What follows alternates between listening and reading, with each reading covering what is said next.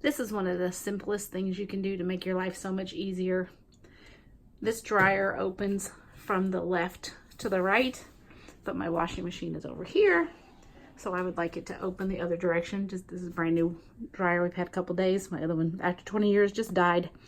So I'm gonna actually show you how to switch this door. Most every dryer these days, you can switch the door from one side to the other. And this is so simple. I just want to show you guys how to do this. First, we're just going to take the door off of its current hinge, and it's seriously just 2 screws. One right there and one right there. Hold the door, or have someone hold the door for you so that you don't bend anything as your door is coming loose. So I would loosen each screw a little bit at a time, about the same amount of loosening until you can get them both. You can get them both out about the same time. Again, just trying not to stress one side or the other. You can see it's coming loose right there. You can see that. So both of those screws are out, and you can see there's some empty holes there so that we can swap the door catch and those 2 screws to this side. Okay, I've loosened all of these. They're pretty much easy enough to pull out of there by hand now. So I'm going to take all of these screws out.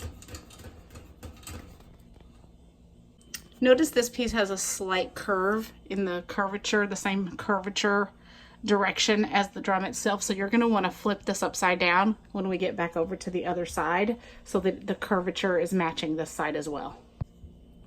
Okay, screws are out. See, this side looks exactly like that side. We're going to place this one again with that curvature. We're going to place it here. Just tighten those screws. That side is in, and I will put those extra screws in those holes just as they were on the other side, just to hold things together and to put it back to the way the manufacturer had it.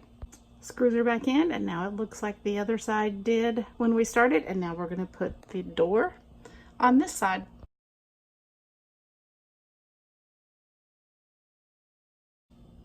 Okay, notice this hinge. Well, you can tell that I have dogs and cats because look there, I've used it 3 times already, and it's covered in animal fur.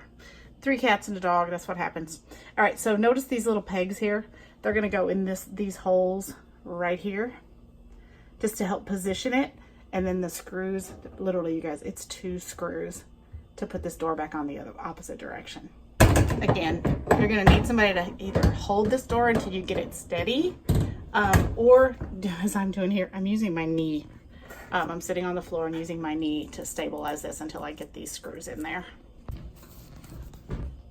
I'm going to recommend the same thing I recommended for taking it off.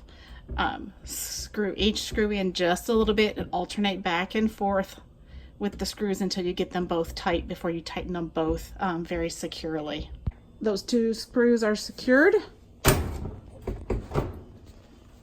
And the door shuts the opposite direction. And now when I go to the washer and come over to the dryer, I don't have to go around this door to the other side. And this is where my hookups are, so I'm somewhat stuck with this. Unless I want a whole bunch of replumbing done, and I'm not going that route. I'm sure you don't want to either. I mean, this whole thing probably from beginning to end should take about 5 to 10 minutes. Good luck with your repairs. And it's working beautifully. You guys, don't be intimidated by home improvement projects. There are lots of YouTube videos out there, lots of ways to do things, and you can save yourselves a ton of money by not calling in service people. And a lot of times, and I was the same way, I was just intimidated by starting it. So I encourage you, don't be intimidated.